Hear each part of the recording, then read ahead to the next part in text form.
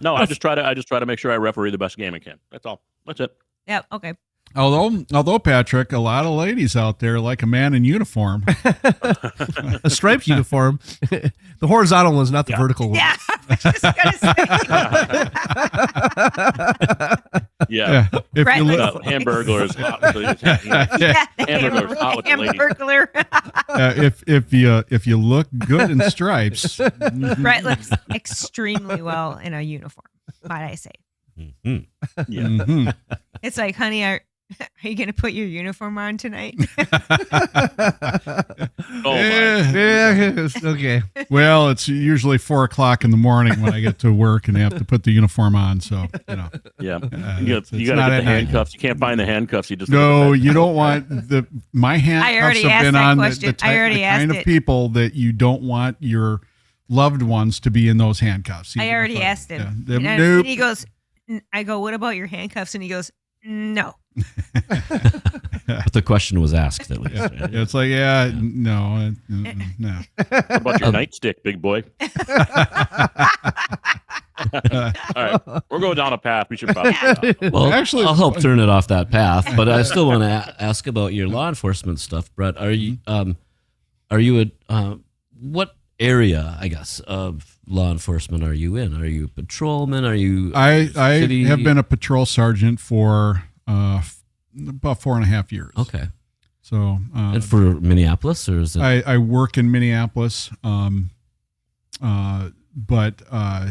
it's I don't work for Minneapolis, but I work in Minneapolis. Just We'll sergeant. we'll just say that. Okay. Gotcha. As a sergeant. Okay. And I've been doing it a long time, and it's one of those things that law enforcement isn't just, it's a job, it's a calling. It's got you really have to be a person that is called to do that kind of work. Because you got good days, you got bad days. You got people patting you on the back. You have people throwing bricks at you. You have people that want you there. There are people that want you to die. Yeah. And you can't take any of that personally. And you can't take it personally. And I remember when I was a field training officer in FTO, and I tell my recruits, I'm like, you're going to see and feel a lot of stuff, but you have to be a duck in water. You got to let the water roll off your back. You can't take anything personally because you don't know what, the people that you come across, you don't know their story. You don't know, what they're going through, and you just become a focal point to focus all of their anger on because you're the person. You just have to take it. And you have to be able to brush it off, and then when they're done, then you can try to talk to them. And sometimes you can, sometimes you can't. You can't win them all, but you can never take it personally because again, you don't know what they're going through. They only see the uniform. They don't see the person. And they could be from inner city that dad was arrested and thrown in prison, uncle was arrested, thrown in prison, mom was a drug addict, she got arrested over and over. And all the hate because a person in uniform has taken their family away can really cause that kind of trauma. Yeah. And I remember, because I worked with homeless folks, I've worked with people with addiction. I've done a lot of schooling for, interviewing, trauma-informed interviewing is what we call it, to be able to work with people that are going through that trauma. And it's difficult. You have to be able to let them, just go off on you. They got to get it out. Yeah. And once they get it out, then you can start going, hey, I understand that that's who you think I am, but that's not who I am. Okay. I'm not any of those other people. I'm an individual. Mm-hmm. You see the uniform and you think everybody's the same. The uniform means everyone's the same. I'm not. I'm an individual. That's not who I am. Here's who I am. And then in talking to them, you can, most of the time, I'd say probably about 70% of the time, there's a breakthrough. Okay, well, you're not like the other people. That's what I'm trying to tell you. Right. Okay. Mm-hmm. You may not trust the uniform, but take the uniform away. I'm a person just like you. Mm-hmm. You can trust me to try to help you in the best way that I can, if you allow me to. If you don't want my help, then fine. You know where to find me. And with having discussions like that, I've knew a lot of people on the street Okay. that I called my people, because I'd have conversations, first and last name basis. I knew everything about them, and they knew me as someone they could trust, and that was the big thing. You have to build trust out there. You have to build a relationship. And, and it was really tough because each year, with the advent of fentanyl, I saw a lot of my people, the people that I dealt with, the people that I started building relationships, drop off one by one, dying from overdosing on fentanyl. I remember one year I had 6 people, another year I had 7. And within 2 years, I had 13 people that I was working my hardest to get them help. They weren't able to do it. And it is what it is. And it's tough, because you take that personally, and a lot of people don't understand that the uniform isn't a person. The uniform is just the clothing that's on the person. Mm-hmm. Person's an individual, and I have feelings and I have emotions, and I vested interest in helping these people be better versions of themselves, to help them become that. Not that I'm, making them become that. Then I'm helping them to achieve something that they want.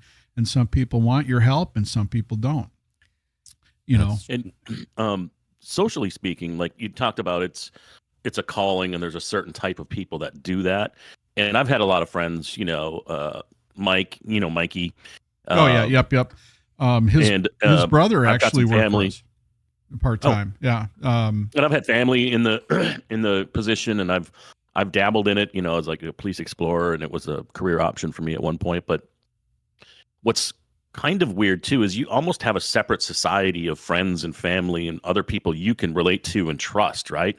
Because you can't necessarily go to a party that some jackass breaks out a bag of Coke or something, and you're like, you know what I mean? Like there's certain things that you will get from outsiders. They'll be like, oh, he's a cop. You probably hear that too. It's like, Super Troopers, like, cheeseburger. It's for a cop. Why did you say that? Did you spit my food? Yeah. Yes, exactly. So, I mean, do you experience some of that? Is that kind of true, where you've got to pick certain circles of people, and there's only certain types of guys or girls that you work with that can understand a day in the life of what you do sometimes? It's different. Back when I was younger, we did house parties. We did stuff like that. You'd see stuff come out and Spiders. Spiders. But the thing is, I don't do house parties anymore. When I got older, I became more responsible and got a wife, I got a car, I've got the house, I've got the job, and things were more important than, when I was Too easy to lose stuff. Right. And bartending, and it just, I saw a lot of stuff, especially as a bartender, that I didn't want to do. I didn't feel it was me, and it just didn't work for me. It wasn't part of what I wanted, but I didn't do the house parties. Yeah, I did. There's nothing good for you there, right? I mean, especially when you're trying to be a police officer, right? Or just a good person. But even before then, when I was doing house parties, and hanging out with people, even then it just wasn't kind of my gig. You feel it. You feel it. It just feels just weird. Yep. It just doesn't feel right. Yep. I'm more comfortable at home, and I'm more comfortable. I was a in my DJ at a hard rock station, and after the show, I would go to American Head Charge after parties, and I felt really good there. It was my place. That was my people. Well, you go to a lot of parties. You go to a lot of parties. Then the cops would come, and I would be like, "No, those are not my people." But going to a lot of parties, you know the ones that you feel good. You know a lot of people or whatever. Then you go to the ones that's like, there's something going on here. Yeah. That especially when you're, I was an MP, and when you're a cop, you just have this different sense of impending danger, or there's something off, or there's something, I don't know if it's protected. More aware. Yeah, you're more aware, and you go, this is, I'm not feeling the vibe here. Yeah. We better dip out. Yeah, and that's the whole thing. I mean, I just kind of separated myself from the people that were doing drugs, I guess, from the people that weren't, and there's a lot of people that weren't, and there's and I just didn't want to be a part of it. I don't want to be around even, it. Even if they're smoking weed and you ingest some of it, it's going to be in your system, right? I mean, well, not necessarily, but I just don't want to be around. Like our next door neighbors had a party once, and everybody was over there, and then there's a group of people that just started smoking weed on the patio. And I'm like, and the cops are coming up and down the street. So I'm thinking it's a real skunk, like the animal. Oh, skunk weed. And it wasn't, and I'm like, I didn't see a skunk anywhere. What the hell's going on? But, and I kind of looked at him. I'm like, what are you doing? I mean, you see the cop right there. What are they going to do? Well, they can't come on private property. I'm like, yeah, they can. They see you smoking weed. They smell it. And then when you go inside, they can. That was when it was illegal. Yeah. That was back when it was very illegal. Yeah. And, and I just like going, God, why are you doing this to your friends? Mm-hmm. They don't even smoke weed. Yeah. But you're out here doing that. And then you run into the house and they see you. So now you open it up, or I just want, you know what? So, and people that make those decisions like that. It's like, and I've had friends that make those decisions. It's like, we won't hang out. And I told my neighbor, I'm like, yeah, we're going to go home. Why are you going? I'm like, just. So now when you smell skunk weed, you go, can you please buy something better? Like we live in an area where there's a apartment building right up, and the guy sits on the balcony and smokes weed, and the weed is so bad. It's just skunky. It's so skunky that it's like, I almost want to go up there and say, dude, come on down. We're going to drive to the CB whatever shop. We're going to go to the dispensary now. I'm going to, for the love of God, I don't want to smell this anymore. I will buy you something that smells better. Or just buy him gummies. Yeah, try these cookies. Yeah. So I mean, I'll bake you some brownies. And it's so bad. It just smells. I mean, my dog takes a poop, and that smells better than this guy's weed. It's just horrible. It's like, dude, I'm at my wit's end where I'm going up there. I'm like, I'm going to invest in your well-being, and it's going to start with getting you marijuana that's much better than the crap you're smoking. Well, that's funny because I mean, it's so readily available. I feel like, and so many options. How can you? I think you have to try to go get bad weed. Well, now they have you look at the name of the weed. It's all hydroponic stuff. So it's way back in the day when we were young. You got a joint, you smoke. Oh, I'm so high. No, you're not. That had no THC. Red hair. And you have now, the red hair, Sensimilian, you smoke it, a couple of hits. Oh, I'm so high. If you had a hit of the stuff now, from my understanding, you would be like 3 days from now, you would actually finally wake up going, wow, that was a weird dream. They should name it zombie weed. But they do have a name called zombie weed. They have, also, there's the names that they have for the weed. It's just Purple Kush.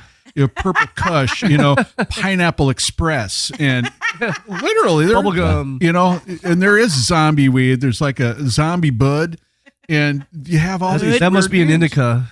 Yeah, they have all these different, names for the stuff, and then whatever planet you want to go, or whatever place on the planet you want to go to, that's the name that you probably Himalayan monster. Yeah. So we have Minnesota has a the horticulture campus over there in St. Paul by the State Fair, right? You have a lot of people went into that just to learn how to cultivate weed. Yeah, because corn and wheat are pretty close. We know how to do it. By this point. Yeah, they're like splicing all sorts of stuff together and. And the amount. I mean, and you knew it was going that way when they outlawed marijuana, and they outlawed it, and it's just like the cartels were making so much money, hundreds of billions of dollars a year. And it's like the government's like going, we're spending all this money to stop it, to fight it, and they're making all this money, bringing it in, hundreds of billions, and we're spending hundreds of billions. Wait a second. Let them. The light bulb kind of went up. Sell it now, and then tax it. Right now, if we make it legal, and then we put all the tax the shit out of it, we're going to make the billions, and they're shit out of luck. Right. So you could see that it was coming that way. So I thought that it was kind of ridiculous that it took so long for the government to go, we could wipe out half of the national debt just by selling weed. Well, decriminalizing it, just decriminalizing, because that just leads to a whole bunch of stuff, Yeah. And the most almost seems like the most harmless people are the ones that smoke weed. Pretty much, yeah. So it's the alcoholics or the drunks that are the dangers, not Right. the ones that smoke weed.